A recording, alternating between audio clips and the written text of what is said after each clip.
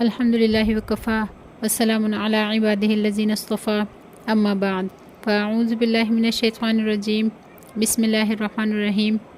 ہمارا آج کا سبق سورہ آل عمران کے رکو نمبر 6 کے بارے میں ہے۔ عیسیٰ علیہ السلام کی بات ہو رہی ہے۔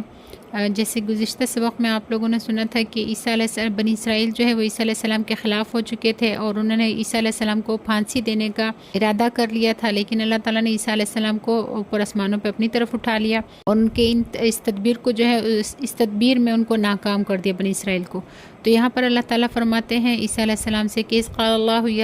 اللہ جب اللہ تعالیٰ نے فرمایا یا عیسیٰ، اے عیسیٰ علیہ السلام، انی متوفی کا میں آپ کو وفات دینے والا ہوں، ورافعو کا الیہ اور آپ کو اپنی طرف اٹھانے والا ہوں، مطہر کا من الذین کفروا اور میں آپ کو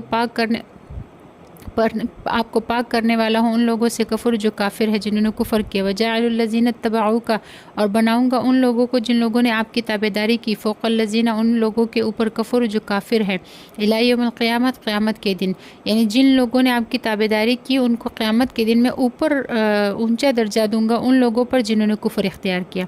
ثم پھر الی میری طرف مرجعکم تم کو لوٹ کر آنا ہے، فاحکم پھر میں فیصلہ کروں گا بینکم تمہارے درمیان فیما ان باتوں میں کنتم فیہ تختلفون جس میں تم اختلاف کرتے تھے۔ یہاں پر اللہ رب العزت ارشاد فرماتے ہیں کہ میں آپ کو وفات دوں گا عیسیٰ علیہ السلام اور آپ کو اپنی طرف اٹھاؤں گا۔ تو یہ اپنی طرف آسمانوں پہ اٹھانا یہ اس وقت کی بات ہے جب بنی اسرائیل نے عیسیٰ علیہ السلام کی پھانسی کا ارادہ کیا تھا، اور وفات دینا یہ کیونکہ احادیث کثیرہ متواترہ سے یہ بات ثابت ہے کہ قیامت سے پہلے حضرت عیسیٰ علیہ السلام آسمان سے اتریں گے اور عدل اور انصاف قائم کریں گے، اور پھر اللہ رب العزت ان کو طبعی موت سے وفات دیں گے، یعنی طبعی موت سے فوت ہو جائیں گے، ان کو طبعی موت سے اللہ تعالیٰ وفات دیں گے۔ تو اس لیے فرمایا کہ میں آپ کو وفات دوں گا۔ پھر یہاں پر آگے اللہ رب العزت ارشاد فرماتے ہیں فَأَمَّا الَّذِينَ بہرحال وہ لوگ کفر جو کافر ہے فَأُعَذِّبُهُم میں ان کو عذاب دوں گا عذابًا شدیدًا سخت عذاب فی دنیا میں والآخرت اور آخرت میں، وما لهم من ناصرین اور نہیں ہے ان کے لیے کوئی مددگار، یعنی ان کے لیے وہاں کوئی مددگار نہیں ہوگا۔ وَأَمَّا الَّذِينَ اور بہرحال وہ لوگ آمنوا جو ایمان لائے وعملوا الصالحات اور نیک اعمال کیے فیوفیہم ان کو پورا ملے گا اجورہم ان کا اجر، واللہ اور اللہ تعالیٰ لا یحب الظالمین ظالموں کو پسند نہیں کرتا۔ ذالک یہ وہ باتیں ہیں نتلوہ علیک جو ہم آپ پر تلاوت کرتے ہیں من الآیات آیات میں سے، وذکر حکیم اور یہ حکمت والے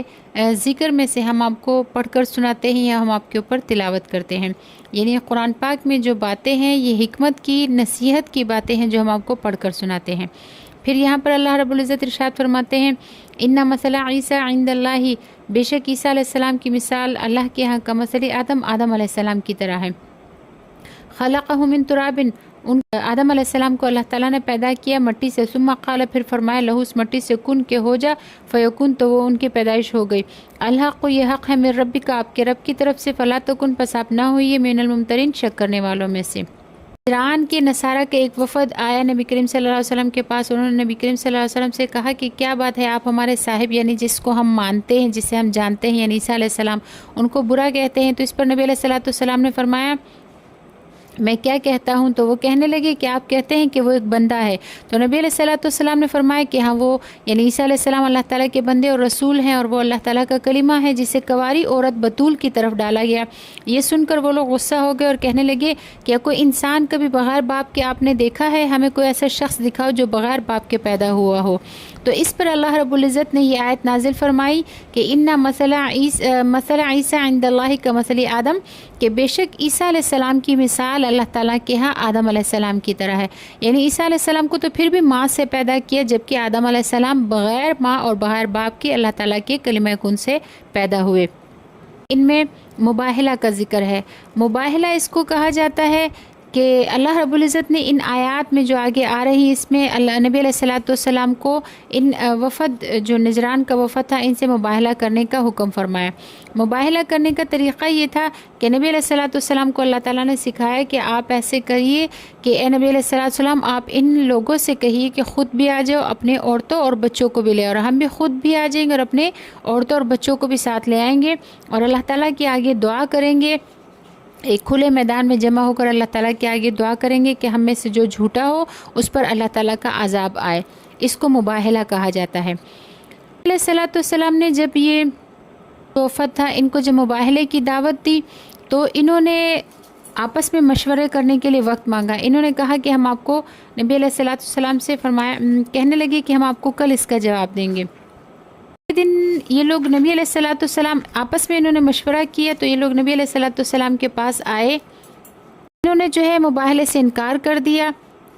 کہا کہ ہم اپنے دین پر رہنے دیجیے اور آپ اپنے دین پر رہیے، ہم آپ سے آپ کے دین کے بارے میں کچھ نہیں کہیں گے اور آپ ہم سے ہمارے دین کے بارے میں کچھ نہیں کہیں گے اور ہم آپ سے مباہلہ نہیں کریں گے۔ نبی علیہ الصلوۃ والسلام نے جب یہ بات ان کی سنی تو نبی علیہ الصلوۃ والسلام نے فرمایا کہ ٹھیک ہے، پھر آپ ہم سے جنگ کرو۔ تو انہوں نے جنگ کے لیے بھی وہ راضی نہیں اور وہ کہنے لگے کہ ہمیں جنگ کی طاقت نہیں، ہم آپ سے صلح کر لیتے ہیں۔ لہٰذا ان لوگوں نے نبی علیہ الصلوۃ والسلام سے صلح کی۔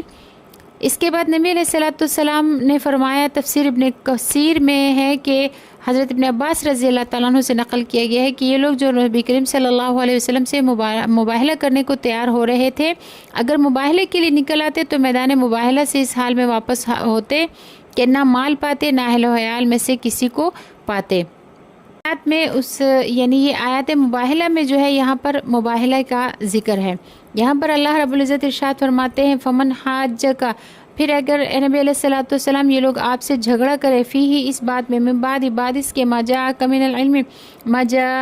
العلم کہ آپ کے پاس آ گیا ہے علم، فقل تو کہہ دیجئے ان لوگوں سے تعالو کہ آ جاؤ، ندعو ہم بلاتے ہیں ابناءنا اپنے بیٹوں کو، ابناءکم اور تم اپنے بیٹوں کو بلا لو، ونساءنا اور ہم اپنی عورتوں کو بلاتے ہیں، ونساءکم اور تم اپنی عورتوں کو بلاؤ، انفسنا اور ہم بھی خود آئیں گے، وانفسکم اور تم بھی خود آ جاؤ،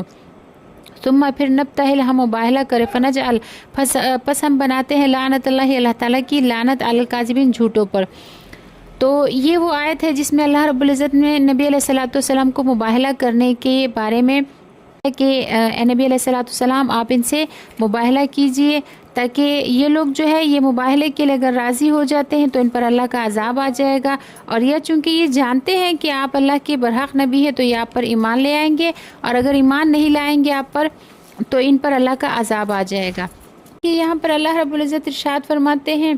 ان ھذا لہو القصص الحق، بے شک یہ جو قصے ہیں یہ بالکل سچ ہے، وما من الہ اور نہیں ہے کوئی معبود الا اللہ سوائے، وما من الہ نہیں ہے کوئی معبود الا اللہ سوائے اللہ کے، وان اللہ اور بے شک اللہ تعالیٰ لہو العزیز الحکیم وہ زبردست حکمت والا ہے، فان تولوا پھر اگر یہ لوگ منہ پھیر لے، فان اللہ تو بے شک اللہ تعالیٰ علیم جانتا ہے بالمفسدین فساد کرنے والوں کو۔ پر اللہ رب العزت نے نبی علیہ الصلوۃ والسلام کو فرما دیا کہ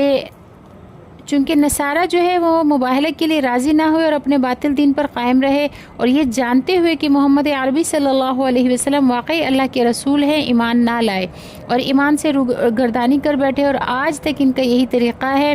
تو اس کے بارے میں اللہ رب العزت نے فرمایا کہ اگر یہ لوگ روگردانی کرے تو اللہ مفسدوں کو خوب جاننے والا ہے۔ یہ وعید اس وقت سے لے کر آج تک کے نصارہ کو اور آج کے بعد جو نصارہ حق سے اعراض کریں گے قیامت تک ان سب کو شامل ہے۔ اللہ رب العزت ہمیں ایمان پر ثابت قدم رہنے کی توفیق عطا فرمائے۔ وآخر دعوانا ان الحمد للہ رب العالمین۔ السلام علیکم ورحمۃ اللہ وبرکاتہ۔